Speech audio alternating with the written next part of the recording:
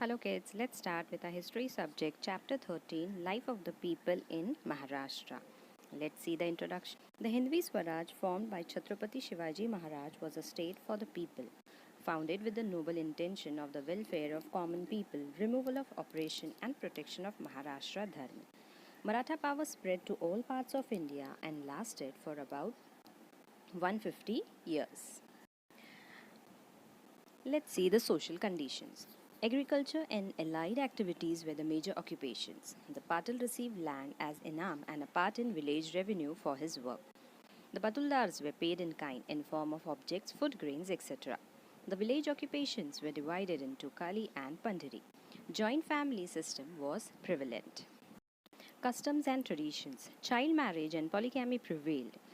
They were practiced to have many wives, different methods of performing last rites, seeking Muhurat, belief in dreams and omens, performance of Anushthan, belief in astrology, offering to God. There was lack of scientific attitude.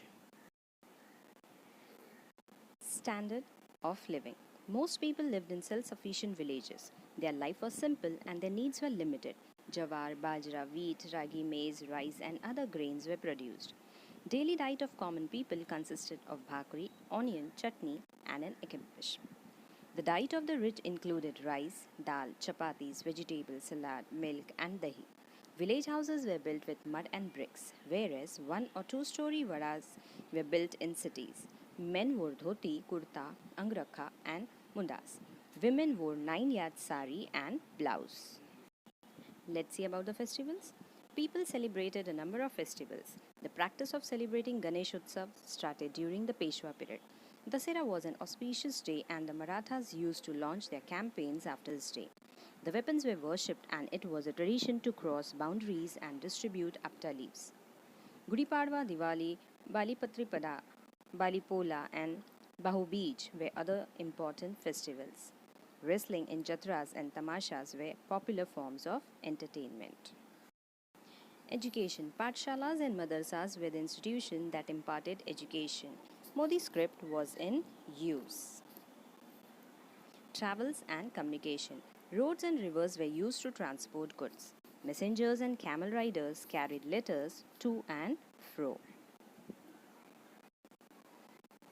Sports. Besides wrestling, Malkham, Danlatti, Lathi, Danpatta, Bothari were practiced. Hututu, Kho-Kho and Atayapata were popular outdoor games.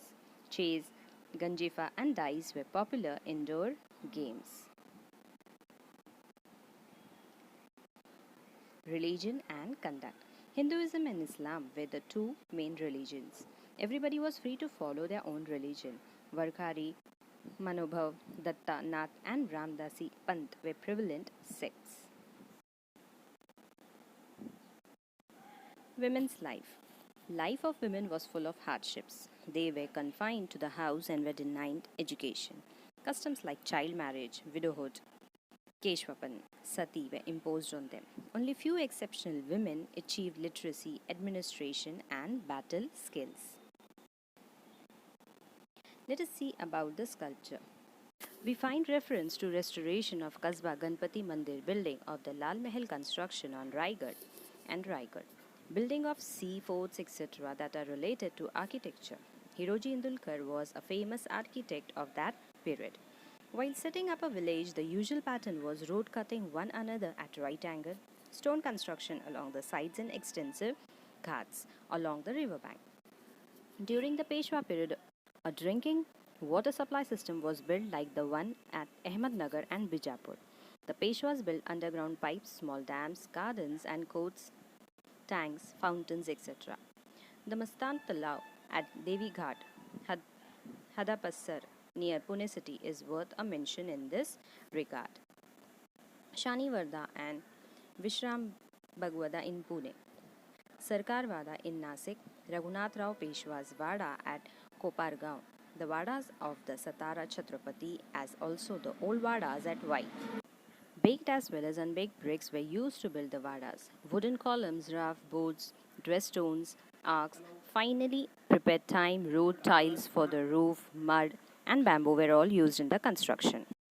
Let's see about the temples. The temples of this period are built in the Hemadapanthi style of the Yadav period.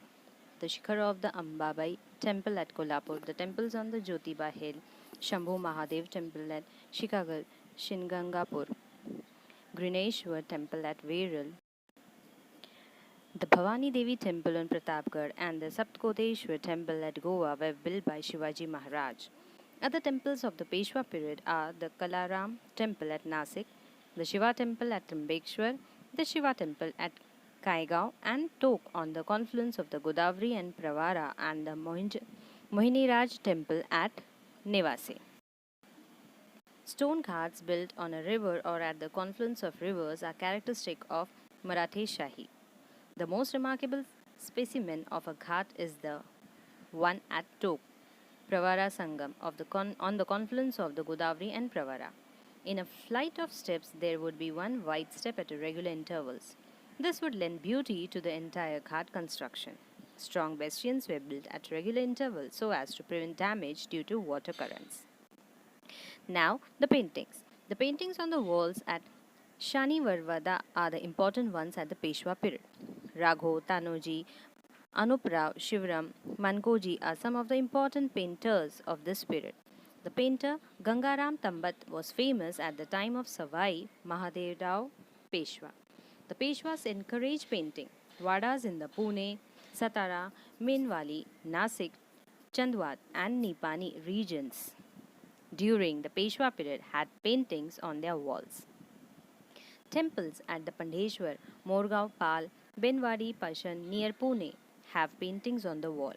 The themes of those paintings were Dashwatra, Ganpati, Shankar, Ram Panchayatna, mythological stories, Ramayana, Maharashtra festivals, Mahabharat, and so on. At Jamod in Vidarbha, Jin Chaitra paintings adorned the Jain temple. Illustration in the pothis, miniatures, portraits, scenes, etc. were also painted. Sculpture. Important specimens include the sculpture of meeting between Malama Desai and Shivaji Maharaj at the time of his Karnataka campaign. The sculpture at Bhuleshwar temple including sculptures of individual and animals, example elephant, peacock, monkey. The sculptures on the Tok temple and the idols within the Trishnath Ganpati temple in Pune. The memorial to Punyashlok Ahilyabai in Madhya Pradesh, the sculptures at the Mohinjraj temple at Nivase. Let us see about the metal idols. The Peshwa had specially commissioned the metal idols of Parvati and Ganpati in the Parvati temple for the purpose of puja. Wooden sculptures were also seen. Now let us see about the literature.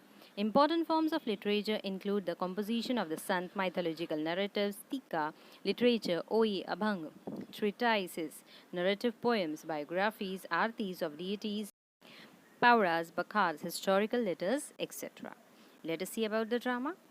At Tanjavur in the south, Marathi plays had emerged near the end of the 17th century. Sarvoji Raje encouraged this art. Songs, music, and dance were prominent parts of these plays. So far as we review the medieval period of history and the rise and expansion of the Maratha power. Next year we shall study the modern period.